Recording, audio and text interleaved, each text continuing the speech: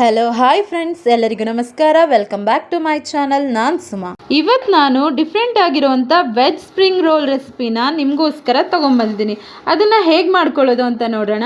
ಅರ್ಧ ಎಲೆಕೋಸನ್ನ ನಾನಿಲ್ಲಿ ಚಿಕ್ಕ ಚಿಕ್ಕದಾಗೆ ಉದ್ದುದ್ದ ಕಟ್ ಮಾಡಿ ಇಟ್ಕೊಂಡಿದ್ದೀನಿ. 2 ಹಸಿಮೆಣಸಿನ್ಕಾಯಿನ ಚಿಕ್ಕ ಚಿಕ್ಕದಾಗಿ ಕಟ್ ಮಾಡಿ ಇಟ್ಕೊಂಡಿದ್ದೀನಿ. ಶುಂಠಿ ಮತ್ತು ಬೆಳ್ಳುಳ್ಳಿನ ಕೂಡ ನಾನಿಲ್ಲಿ ಚಿಕ್ಕ ಚಿಕ್ಕದಾಗಿ ಕಟ್ ಮಾಡಿ ಇಟ್ಕೊಂಡಿದ್ದೀನಿ. ಅರ್ಧ ಕ್ಯಾಪ್ಸಿಕಮ್ನ ಉದ್ದುದ್ದ ಕಟ್ ಮಾಡಿ ಇಟ್ಟಿದ್ದೀನಿ. 2 ಈರುಳ್ಳಿನ ಕೂಡ ನಾನಿಲ್ಲಿ ಉದ್ದುದ್ದ ಕಟ್ ಮಾಡಿ ಇಟ್ಕೊಂಡಿದ್ದೀನಿ. 1 ಕ್ಯಾರೆಟನ್ನು ಅದೇ ರೀತಿಯಾಗಿ ಕಟ್ ಮಾಡಿ ಇಟ್ಕೊಂಡಿದ್ದೀನಿ. ಇವಾಗ ಇದಕ್ಕೆ ಬೇಕಾಗಿರುವಂಥ ಮಸಾಲ ನೋಡ್ಕೊಳ್ಳೋಣ. ಇಲ್ಲಿ 1 ಟೇಬಲ್ ಸ್ಪೂನ್ ಅಷ್ಟು ನಾನು ಚಿಲ್ಲಿ ಪೌಡರ್, 1 ಟೇಬಲ್ ಸ್ಪೂನ್ ಅಷ್ಟು ಮ್ಯಾಗಿ ಮಸಾಲ ಪೌಡರ್ ತೊಗೊಂಡಿದ್ದೀನಿ. ಈಗ ರುಚಿಗೆ ತಕ್ಕಷ್ಟು ಉಪ್ಪು, 1 table spoon red chilli sauce, 1 table spoon dark soya sauce ತೊಗೊಂಡಿದ್ದೀನಿ. ಈಗ ಮಾಡ್ಕೊಳ್ಳೋದು ಹೇಗೆ ಅಂತ ನೋಡೋಣ. ಗ್ಯಾಸ್ ಮೇಲೆ ಒಂದು ಕಡಾಯಿ ಇಟ್ಕೊಂಡು 4 ರಿಂದ 5 ಟೇಬಲ್ ಸ್ಪೂನ್ ಅಷ್ಟು ಆಯಿಲ್ ಹಾಕ್ಕೊಂಡಿದ್ದೀನಿ. ಈಗ ಚಿಕ್ಕ ಚಿಕ್ಕದಾಗಿ ಕಟ್ ಮಾಡಿರೋಂಥ ಶುಂಠಿ, ಬೆಳ್ಳುಳ್ಳಿ, ಹಸಿಮೆಣಸಿನ್ಕಾಯಿ ಎಲ್ಲನೂ ಹಾಕ್ಕೊಂಡು ನಾನೀಗ ಚೆನ್ನಾಗಿ ಫ್ರೈ ಮಾಡ್ಕೊಳ್ತಾ ಇದ್ದೀನಿ. ಈಗ ಕಟ್ ಮಾಡಿ ಇಟ್ಕೊಂಡಿದ್ದಂಥ ಈರುಳ್ಳಿನ ಕೂಡ ನಾನಿಲ್ಲಿ ಸೇರಿಸ್ತಾ ಇದ್ದೀನಿ. ಅದ್ರ ಜೊತೆಗೆ ಕ್ಯಾಪ್ಸಿಕಮ್ನ ಕೂಡ ನಾನಿಲ್ಲಿ ಹಾಕಿ ಚೆನ್ನಾಗಿ ಫ್ರೈ ಮಾಡ್ಕೊಳ್ತಾ ಇದ್ದೀನಿ. ಈಗ ನೋಡ್ತಾ ಇರ್ಬೋದು, ಇಷ್ಟಿದ್ರೆ ಸಾಕು. ಈಗ ನಾನಿಲ್ಲಿ ಕ್ಯಾರೆಟು ಮತ್ತು ಎಲೆಕೋಸನ್ನ ಸೇರಿಸ್ತಾ ಇದ್ದೀನಿ. ಇದನ್ನು ಚೆನ್ನಾಗಿ ಫ್ರೈ ಮಾಡ್ಕೋಬೇಕು. ಉಪ್ಪನ್ನ ಇವಾಗೆ ಹಾಕೋಗಿಲ್ಲ, ಲಾಸ್ಟಲ್ಲಿ ಉಪ್ಪನ್ನ ಸೇರಿಸ್ಬೇಕು. ಇವಾಗೆ ಹಾಕಿದ್ರೆ ನೀರು ಬಿಟ್ಕೊಂಡ್ಬಿಡುತ್ತೆ. ನಾನೀಗ ರೆಡ್ ಚಿಲ್ಲಿ ಸಾಸ್ ಮತ್ತು ಕಾಶ್ಮೀರ್ ರೆಡ್ ಚಿಲ್ಲಿ ಪೌಡರ್ ಮತ್ತು ನಾನಿಲ್ಲಿ ಮ್ಯಾಗಿ ಮಸಾಲಾನ ಎರಡನ್ನೂ ಸೇರಿಸಿ ಮಿಕ್ಸ್ ಮಾಡ್ಕೊಳ್ತಾ ಇದ್ದೀನಿ. ಎಣ್ಣೆಲೆ ಚೆನ್ನಾಗಿ ಮಸಾಲ ಪೂರ್ತಿಯಾಗಿ ಫ್ರೈ ಆಗಬೇಕು, ತರಕಾರಿ ಎಲ್ಲ ಚೆನ್ನಾಗಿ ಬೇಯಬೇಕು.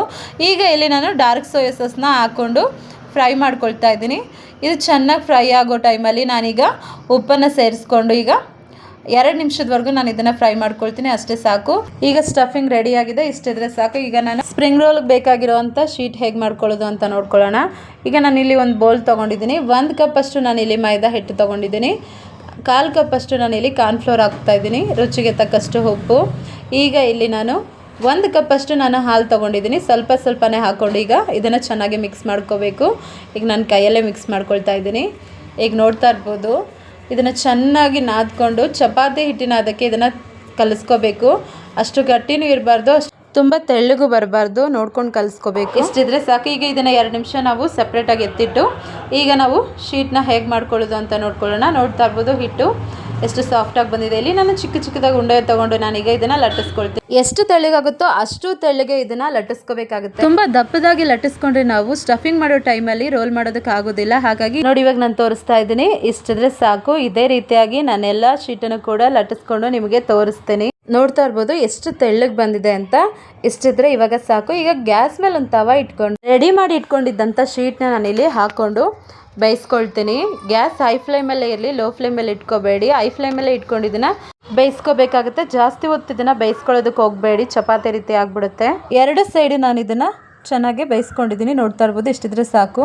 ಇದೇ ರೀತಿಯಾಗಿ ನಾನು ಎಲ್ಲ ಶೀಟನ್ನು ಕೂಡ ರೆಡಿ ಮಾಡಿ ಇಟ್ಕೊಂಡು ನಿಮಗೆ ತೋರಿಸ್ತೀನಿ. ಈಗ ನೋಡ್ತಾ ಇರ್ಬೋದು, ಎಲ್ಲ ಶೀಟನ್ನು ಕೂಡ ನಾನು ರೆಡಿ ಮಾಡಿ ಇಟ್ಕೊಂಡಿದ್ದೀನಿ. ಈಗ ಇದನ್ನು ಸ್ಟಫಿಂಗ್ ಹೇಗೆ ಮಾಡ್ಕೊಳ್ಳೋದು ಅಂತ ನೋಡೋಣ. ಈಗ ರೆಡಿ ಮಾಡಿ ಇಟ್ಕೊಂಡಿದ್ದಂಥ ಶೀಟ್ಗೆ 2 ಸ್ಪೂನ್ ಅಷ್ಟು ನಾನು ಪಲ್ಯನ ಹಾಕ್ತಾ ಇದ್ದೀನಿ. ಈಗ ಇದನ್ನು ಎಷ್ಟಾಗುತ್ತೋ ಅಷ್ಟು ಟೈಟಾಗಿ ಇದನ್ನು ಫೋಲ್ಡ್ ಮಾಡಿಕೊಂಡು ರೋಲ್ ಮಾಡಬೇಕಾಗುತ್ತೆ. 1 ಸ್ಪೂನ್ ಮೈದಾ ಹಿಟ್ಟು ತೊಗೊಂಡು ಒಂದು ಸ್ವಲ್ಪ ನೀರಲ್ಲಿ ಮಿಕ್ಸ್ ಮಾಡಿಕೊಂಡು ನಾನು ಸೈಡಲ್ಲಿ ಅದನ್ನು ಹಚ್ಕೊಂಡು ಇದನ್ನು ರೋಲ್ ಮಾಡ್ತಾ ಇದ್ದೀನಿ. ಈಗ ನೋಡ್ತಾ ಇರ್ಬೋದು, ಈ ರೀತಿಯಾಗಿ ಹಚ್ಕೊಳ್ಳೋದ್ರಿಂದ ಅದು ಸರಿಯಾಗಿ ಅಂಟ್ಕೊಳ್ಳುತ್ತೆ, ಓಪನ್ ಆಗೋದಿಲ್ಲ. ಹಾಗಾಗಿ ಈ ರೀತಿಯಾಗಿ ರೋಲ್ ಮಾಡ್ಕೋಬೇಕು. ಇಲ್ಲಾಂದರೆ ಎಣ್ಣೆಲಿ ಹಾಕಿ ಫ್ರೈ ಮಾಡುವಾಗ ಮಸಾಲೆ ಎಲ್ಲ ಹೊರಗಡೆ ಬಂದ್ಬಿಡೋ ಚಾನ್ಸಸ್ ಇರುತ್ತೆ ಓಪನ್ ಆಗಿ. ಹಾಗಾಗಿ ನೀರಲ್ಲಿ ಕಲಸಿಟ್ಟಿರೋಂಥ ಮೈದಾ ಹಿಟ್ಟನ್ನು ನಾನಿಲ್ಲಿ ಸೈಡ್ಸ್ಗೆಲ್ಲ ಹಚ್ಕೊಂಡು ನಾನು ಇದನ್ನು ಸುತ್ಕೊಳ್ತಾ ಇದ್ದೀನಿ. ಗಟ್ಟಿಯಾಗಿ ಇದನ್ನು ರೋಲ್ ಮಾಡ್ಕೋಬೇಕು ನಾವು. ನೋಡ್ತಾ ಇರಿ, ಈಗ ಹೀಗೆ ನಿಧಾನಕ್ಕೆ ನಾನಿಲ್ಲಿ ರೋಲ್ ಮಾಡ್ತಾ ಇದ್ದೀನಿ. ಈಗ ಈ ರೀತಿಯಾಗಿ ಎಲ್ಲ ಕೂಡ ನಾನು ರೆಡಿ ಮಾಡಿ ನಿಮಗೆ ತೋರಿಸ್ತೀನಿ. ಇಷ್ಟಿದ್ರೆ ಸಾಕು. ನೋಡಿ, ಇದೇ ರೀತಿಯಾಗಿ ನಾನು ಎಲ್ಲನೂ ರೆಡಿ ಮಾಡಿ ಇಟ್ಕೊಂಡಿದ್ದೀನಿ. ನೋಡಿ, ಈಗ ಗ್ಯಾಸ್ ಮೇಲೆ ಒಂದು ಕಡಾಯಿ ಇಟ್ಕೊಂಡು ನಾನು ಎಣ್ಣೆನ ಬಿಸಿ ಆಗೋದಕ್ಕೆ ಇಟ್ಕೊಂಡಿದ್ದೆ. ಈಗ ಎಣ್ಣೆ ಬಿಸಿ ಆಗಿದೆ. ಈಗ ನಿಧಾನಕ್ಕೆ ಒಂದೊಂದನ್ನೇ ನಾನು ಎಣ್ಣೆಯಲ್ಲೇ ಹಾಕೊಂಡು ಇದನ್ನು ಫ್ರೈ ಮಾಡ್ಕೊಳ್ತೀನಿ. ಹಾಕಿದ ತಕ್ಷಣವೇ ತಿರುಗಿಸೋದಕ್ಕೆ ಹೋಗಬೇಡಿ, ಅದು ಓಪನ್ ಆಗೋ ಚಾನ್ಸಸ್ ಇರುತ್ತೆ. ಒಂದು 2 ನಿಮಿಷದವರೆಗೂ ವೆಯ್ಟ್ ಮಾಡಿ ಆಮೇಲೆ ಇದನ್ನು ನಿಧಾನಕ್ಕೆ ಒಂದೊಂದನ್ನೇ ನಾವು ತಿರುಗಿಸ್ಕೋಬೇಕಾಗುತ್ತೆ. ನೋಡಿ, ಈಗ ಕಲರ್ ಚೇಂಜ್ ಆಗ್ತಾ ಇದೆ. ನಾನಿಲ್ಲಿ ಇದನ್ನು ಗೋಲ್ಡನ್ ಕಲರ್ ಬರೋವರೆಗೂ ನಾನು ಇದನ್ನು ಚೆನ್ನಾಗಿ ಫ್ರೈ ಮಾಡ್ಕೊಳ್ತಾ ಇದ್ದೀನಿ. ಇಷ್ಟಿದ್ರೆ ಸಾಕು. ನೋಡಿ, ಈಗ ಚೆನ್ನಾಗಿ ಕಲರ್ ಬಂದಿದೆ. ಈಗ ಇದನ್ನು ಸಪ್ರೇಟಾಗಿ ನಾನು ತೆಗೆದಿಟ್ಕೊಳ್ತಾ ಇದ್ದೀನಿ.